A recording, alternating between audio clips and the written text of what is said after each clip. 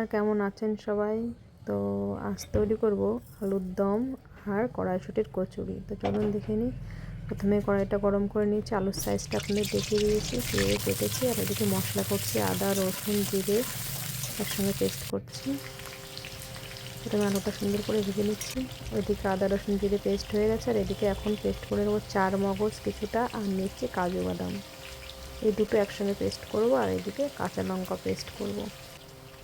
আলুগুলো দেখুন ভাজা হয়ে গেছে লাল লাল করে। এখন আলুগুলো সমস্ত তুলে নেব। তারপর এর মধ্যে আরেকটু তেল অ্যাড করে দিয়েছি। এখন এর মধ্যে দিলাম এলাচি, দারচিনি, লবঙ্গ, তারপরে কুচি করে রাখা পেঁয়াজ দিয়ে দিয়েছি। পেঁয়াজটা ভাজা হয়ে গেছে, তখন দিয়ে দিলাম মশলা, আদা রসুন জিরের পেস্ট। হালকা একটু নেড়ে চেড়ে নিচ্ছি। আগে একবার আপনাদের নিরামিষ আলুর দমটা আমি শেয়ার করেছিলাম, আজকে আমিষটা করছি। তো এবার এর মধ্যে দিয়ে দিলাম কাজু বাদাম আর চার মগজ একসঙ্গে পেশা, ওটা দিয়ে দিয়েছি। এভাবে আলুর দম খেয়ে দেখবেন, খুব ভালো লাগে খেতে। এখন দিয়ে দিয়েছি স্বাদ মতো নুন। আর কড়াইশুঁটির কচুরির সঙ্গে এরকম আলুর দম জমে যাবে একদম। আর দিয়ে দিলাম হলুদ গুঁড়ো, আর এটা দিয়ে দিলাম ধনে গুঁড়ো। একবার হলেও ট্রাই করবেন আপনারা।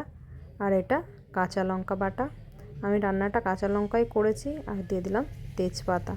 আর কালারের জন্য দিয়ে দিচ্ছি কাশ্মীরি গুঁড়ো লঙ্কা, যেহেতু আমি কাঁচা লঙ্কায় রান্নাটা করছি, এই জন্য একটু লাল লাল কালার না হলে বেশ ভালো লাগবে না দেখতে। খেতে তো টেস্ট একই রকম আসবে, তবে কালারটা বেশ মজা হবে না, তাই কালারটা দেওয়া। দেখুন মশলাটা সুন্দর কষে নিয়েছি।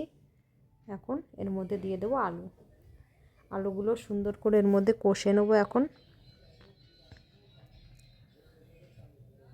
যে কোনো রান্নার মেন না মশলাটা সুন্দর করে কষানো হলে রান্নাটাও সুন্দর হয়। এই জন্য মশলাটা সুন্দর করে কষতে হবে। তারপরে ওখানে গরম জল দিয়ে ভালো করে ফুটিয়ে নিয়েছি, টাইম নিয়ে ফুটিয়ে নিয়ে লাস্টে এই যে গরম মশলা দিয়ে এখন নামিয়ে নেব। আর এখন তৈরি করব কড়াইশুঁটি। তার জন্য এখানে কড়াইশুঁটি নিয়েছি, আর নিয়েছি 4টে কাঁচা লঙ্কা আর কিছুটা আদা। এখন এটা একসঙ্গে পেস্ট করে নেব। দেখুন পেস্ট করে নিয়েছি। কড়াইতে সর্ষের তেল গরম করে নিয়েছি, তারপরে এর মধ্যে ওই পেস্টটি ঢেলে দিচ্ছি। তেলের মধ্যে কিন্তু আমি কিছু দিইনি, শুধু তেলই দিয়েছি। এখন কড়াইশুঁটিটা এর মধ্যে দিয়ে নিয়েছি। এটা এখন নাড়িয়ে নাড়িয়ে একদম শুকিয়ে ফেলতে হবে। এর মধ্যে রস ভাব থাকলে হবে না, একদম শুকিয়ে নেব। তারপরে মাঝখানে এখন দিয়ে দিচ্ছি কিছুটা পরিমাণ নুন। দেখবেন নুনটা যেন খুব বেশি না হয়ে যায়, তাহলে কিন্তু নুনই পোড়া হয়ে যাবে। পরিমাণ মতন দিয়ে নেবেন। তারপরে দেখুন একদম শুকনো শুকনো আমি করে ফেলেছি। এখন গ্যাসটা বন্ধ করে দিয়েছি। এখন ভাজার পালা কচুরি। তা ময়দাটা আমি মেখে রেখেছিলাম আগেই।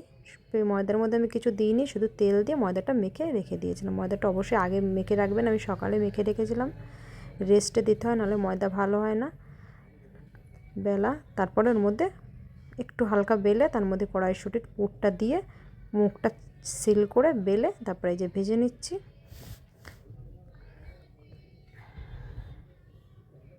একটু টাইম নিয়ে ভাজবেন। খুব প্রথমে জালটা একদম তেজ করে দেবেন না, যেহেতু তেলটা গরম।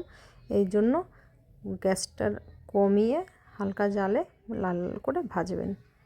খেতে দুর্দান্ত টেস্ট হয়েছিল। আপনারা এইভাবে তৈরি করে খাবেন।